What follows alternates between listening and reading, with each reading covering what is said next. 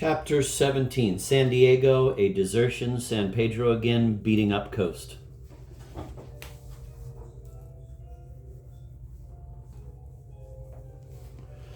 The next sound we heard was all hands ahoy, and looking up the scuttle saw that it was just daylight. Our liberty had now truly taken flight, and with it we laid away our pumps, stockings, blue jackets, neckerchiefs, and other go-ashore paraphernalia, and putting on old duck trousers, red shirts, and Scotch caps, began taking out and landing our hides. For 3 days, we were hard at work, from the gray of the morning until starlight, with the exception of a short time allowed for meals in this duty. For landing and taking on board hides, San Diego is decidedly the best place in California. The harbor is small and landlocked. There is no surf. The vessels lie within a cable's length of the beach. And the beach itself is smooth, hard sand, without rocks or stones. For these reasons, it is used by all the vessels in the trade as a depot. And indeed, it would be impossible, when loading with the cured hides for the passage home, to take them on board at any of the open ports without getting them wet in the surf, which would spoil them.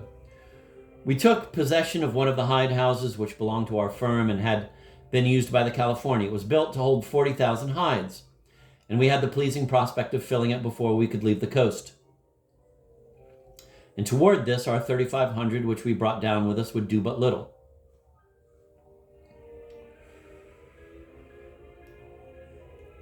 There was not a man on board who did not go a dozen times into the house and look round and make some calculation of the time it would require. The hides, as they come rough and uncured from the vessels, are piled up outside of the houses, whence they are taken and carried through a regular process of pickling, drying, cleaning, etc., and stowed away in the house, ready to be put on board. This process is necessary in order that they may keep during a long voyage and in warm latitudes.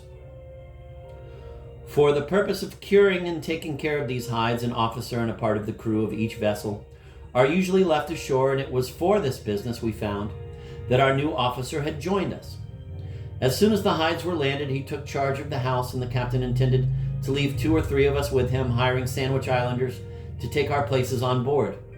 But he could not get any Sandwich Islanders to go, though he offered them $15 a month, for the report of the flogging had got among them, and he was called Eo Maikai, no good. And that was an end of the business. They were, however, willing to work on shore, and 4 of them were hired and put with Mr. Russell to cure the hides.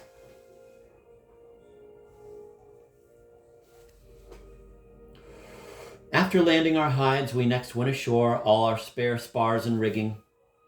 We next sent ashore all our spare spars and rigging, all the stores which we did not want to use in the course of one trip to windward, and, in fact, everything which we could spare so as to make room for hides. Among other things, the pigsty, and with it, Old Bess. This was an old sow that we had brought from Boston, and which lived to get around Cape Horn, where all the other pigs died from cold and wet. Report said that she had been a Canton voyage before. She had been the pet of the cook during the whole passage, and he had fed her with the best of everything, and taught her to know his voice and to do a number of strange tricks for his amusement. Tom Kringle says that no one can fathom a Negro's affection for a pig, and I believe he is right, for it almost broke our poor darky's heart when he heard that Bess was to be taken ashore and that he was to have the care of her no more during the whole voyage. He had depended upon her as a solace during the long trips up and down the coast. "Obey orders if you break owners," said he. "Break hearts," he meant to have said, and lent a hand to get her over the side, trying to make it as easy for her as possible. We got a whip up on the main yard, and hooking it to a strap around her body, swayed away, and giving a wink to one another, ran her chock up to the yard. "Vast there, vast," said the mate. "None of your skylarking. Lower away." But he evidently enjoyed the joke.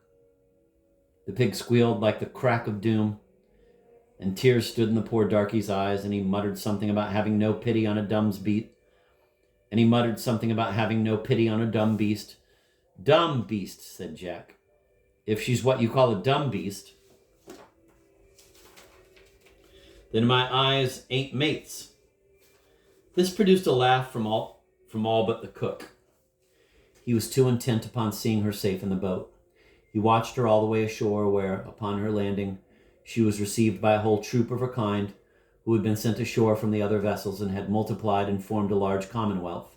From the door of his galley, the cook used to watch them in their maneuvers, setting up a shout and clapping his hands whenever Bess came off victorious in the struggles for pieces of rawhide and half-picked bones which were lying about the beach. During the day, he saved all the nice things and made a bucket of swill, and asked us to take it ashore in the gig, and looked quite disconcerted when the mate told him that he would pitch the swill overboard and him after it if he saw any of it go into the boats. We told him that he thought more about the pig than he did about his wife, who lived down in Robinson's Alley. And indeed, he could hardly have been more attentive, for he actually, on several nights after dark, when he thought he would not be seen, sculled himself ashore in a boat with a bucket of nice swill, and returned like Leander from crossing the Hellespont.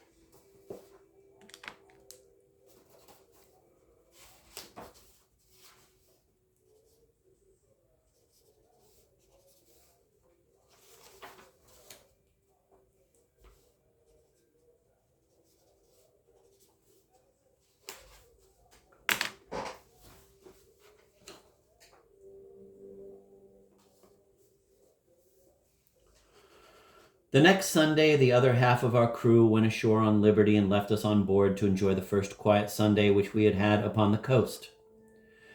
Here were no hides to come off and no southeasters to fear. We washed and mended our clothes in the mornings and spent the rest of the day in reading and writing. Several of us wrote letters to send home by the Lagoda.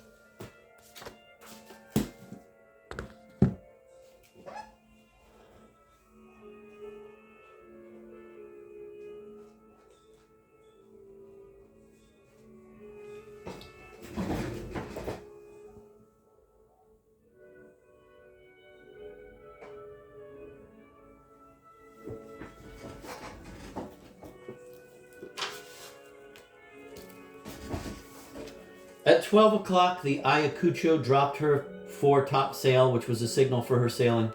She unmoored and warped down into the bight, from which she got underway.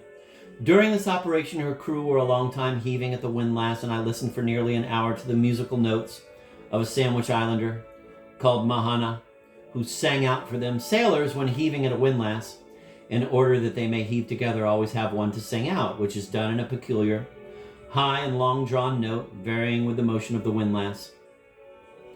This requires a high voice, strong lungs, and much practice to be well done. This fellow had a very peculiar, wild sort of note, breaking occasionally into a falsetto. The sailors thought it was too high and not enough of the boatswain hoarseness about it. But to me it had a great charm. The harbor was perfectly still, and his voice rang among the hills as though it could have been heard for miles. Towards sundown, a good breeze having sprung up, she got under way, and with her long, sharp head cutting elegantly through the water, on a taut bow line, she stood directly out of the harbor and bore away to the southward. She was bound to Callao, and thence to the Sandwich Islands, and expected to be on the coast again in 8 or 10 months.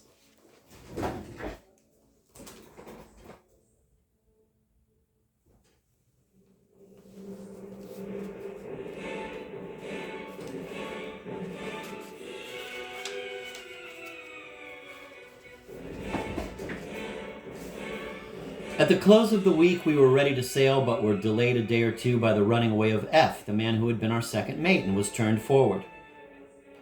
From the time that he was broken, he had had a dog's berth on board the vessel, and determined to run away at the first opportunity. Having shipped for an officer when he was not a half a seaman, he found little pity with the crew, and was not man enough to hold his ground among them. The captain called him a soger, and promised to ride him down as he would the main tack. And when officers are once determined to ride a man down, it is a gone case with him.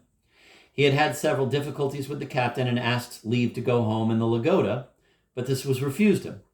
One night he was insolent to an officer on the beach and refused to come aboard in the boat. He was reported to the captain, and as he came aboard, it being past the proper hour, he was called aft and told that he was to have a flogging.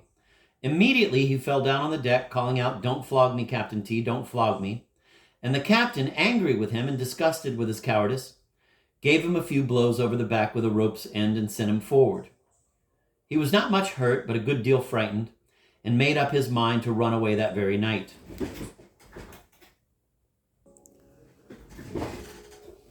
Definition of soldier is the worst term of reproach that can be applied to a sailor. It signifies a skulk, a shirk, one who is always trying to get clear of work and is out of the way or hanging back when duty is to be done. Marine is the term applied more particularly to a man who is ignorant and clumsy about seaman's work. A greenhorn, a landlubber. To make a sailor shoulder a handspike and walk fore and aft the deck like a sentry is the most ignominious punishment that could be put upon him.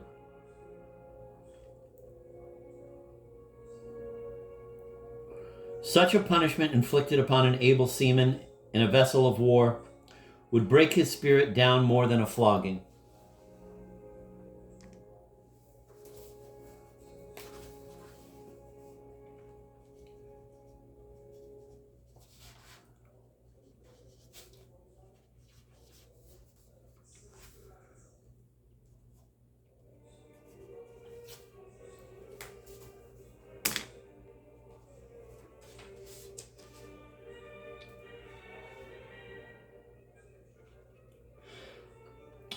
He was not much hurt, but a good deal frightened, and made up his mind to run away that very night. This was managed better than anything he ever did in his life, and seemed really to show some spirit and forethought. He gave his bedding and mattress to one of the Lagoda's crew, who took it aboard his vessel as something which he had bought, and promised to keep it for him. He then unpacked his chest, putting all his valuable clothes into a large canvas bag, and told one of us who had the watch to call him at midnight. Coming on deck at midnight and finding no officer on deck and all still aft, he lowered his bag into a boat, got softly down into it, cast off the painter, and let it drop silently with the tide until he was out of hearing. Then he sculled ashore.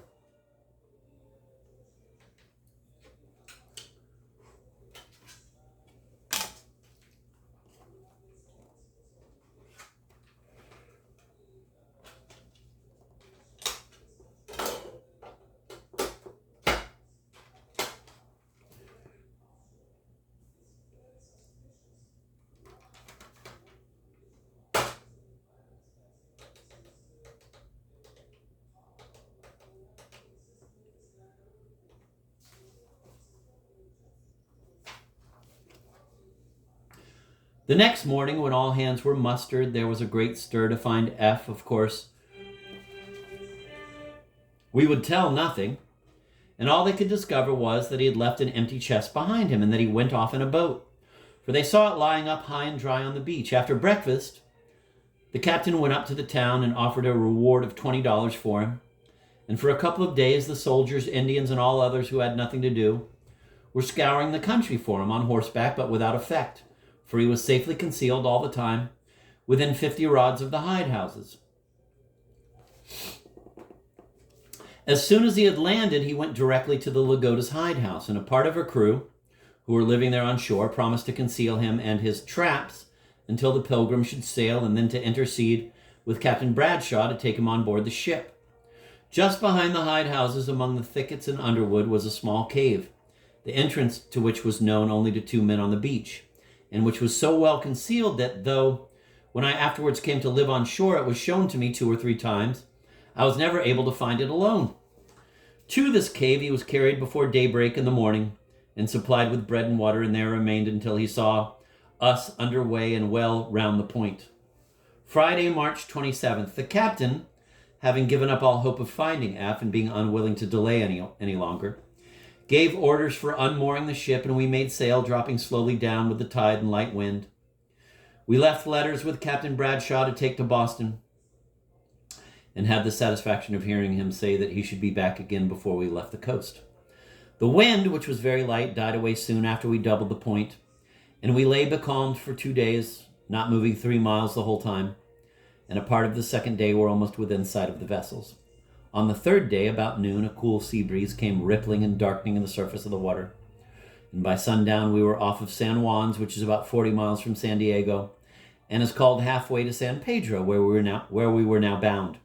Our crew was now considerably weakened. One man we had lost overboard, another had been taken aft as clerk, and a third had run away, so that beside S and myself, there were only 3 able seamen and 1 boy of 12 years of age.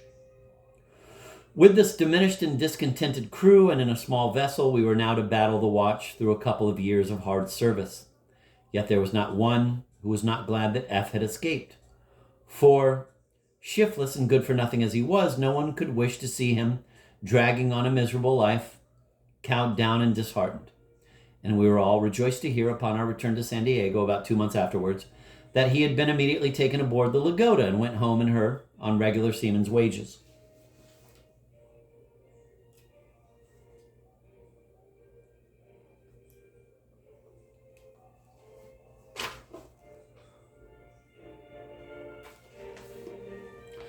After a slow passage of 5 days, we arrived on Wednesday, the 1st of April, at our old anchoring ground at San Pedro. The bay was as deserted and looked as dreary as before, and formed no pleasing contrast with the security and snugness of San Diego and the activity and interest which the loading and unloading of our 4 vessels gave to that scene. In a few days, the hides began to come slowly down, and we got into the old business of rolling goods up the hill, pitching hides down and pulling our long league off and on.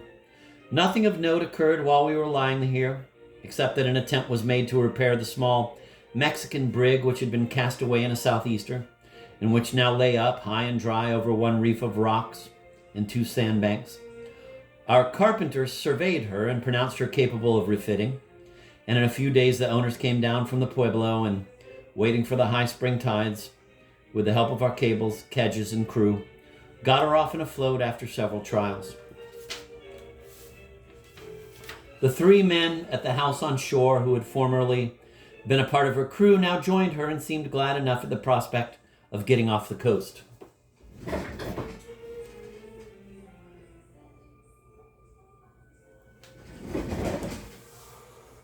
On board our own vessel, things went on in the common monotonous way. The excitement which immediately followed the flogging scene had passed off, but the effect of it upon the crew, and especially upon the 2 men themselves, remained. The different manner in which these men were affected, corresponding to their different characters, was not a little remarkable. John was a foreigner and high-tempered, and though mortified, as anyone would be at having had the worst of an encounter, yet his chief feeling seemed to be anger, and he talked much of satisfaction and revenge, if he ever got back to Boston. But with the other, it was very different. He was an American and had had some education, and this thing coming upon him seemed completely to break him down. He had a feeling of the degradation that had been inflicted upon him, which the other man was incapable of. Before that, he had a good deal of fun and amused us often with queer Negro stories. He was from a slave state. But afterwards he seldom smiled, seemed to lose all life and elasticity, and appeared to have but one wish, and that was for the voyage to be at an end. I have often known him to draw a long sigh when he was alone, and he took but little part or interest in John's plans of satisfaction and retaliation.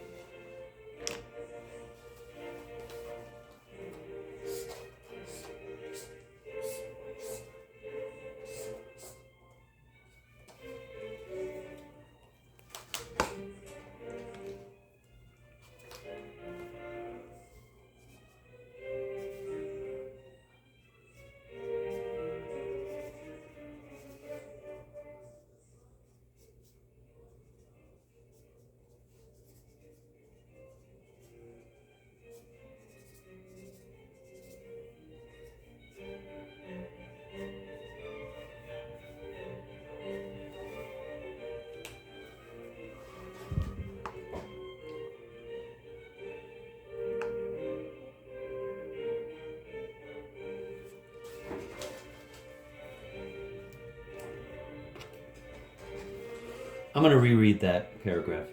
On board our own vessel, things went on in the common monotonous way. The excitement which immediately followed the flogging scene had passed off, but the effect of it upon the crew, and especially upon the two men themselves, remained. The different manner in which these men were affected, corresponding to their different characters, was not a little remarkable. John was a foreigner and high-tempered and, though mortified, as anyone would be at having had the worst of an encounter, yet his chief feeling seemed to be anger, and he talked much of satisfaction and revenge if he ever got back to Boston. But with the other it was very different. He was an American and had had some education, and this thing coming upon him seemed completely to break him down. He had a feeling of the degradation that had been inflicted upon him, which the other man was incapable of. Before that, he had a good deal of fun and amused us often with queer Negro stories. He was from a slave state. But afterwards he seldom smiled, seemed to lose all life and elasticity, and appeared to have but one wish, and that was for the voyage to be at an end. I have often known him to draw a long sigh when he was alone, and he took but little part or interest in John's plans of satisfaction and retaliation. After a stay of about a fortnight, during which we slipped for one southeaster, and were at sea 2 days, we got under way for Santa Barbara. It was now the middle of April, and the southeaster season was nearly over, and the light, regular trade winds, which blow down the coast, began to set steadily in during the latter part of each day. Against these, we beat slowly up to Santa Barbara, a distance of about 90 miles, in 3 days.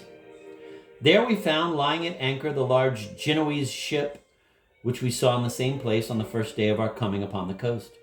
She had been up to San Francisco, or, as it is called, quote, chalk up to windward, end of quote, had stopped at Monterey on her way down, and was shortly to proceed to San Pedro and San Diego, and thence, taking in her cargo, to sail for Valparaiso and Cadiz. She was a large, clumsy ship, and with her topmasts stayed forward and high poop deck, looked like an old woman with a crippled back. It was now the close of Lent, and on Good Friday she had all her yards a cockbill, which is customary among Catholic vessels. Some also have an effigy of Judas, which the crew amuse themselves with keel hauling and hanging by the neck from the yardarms.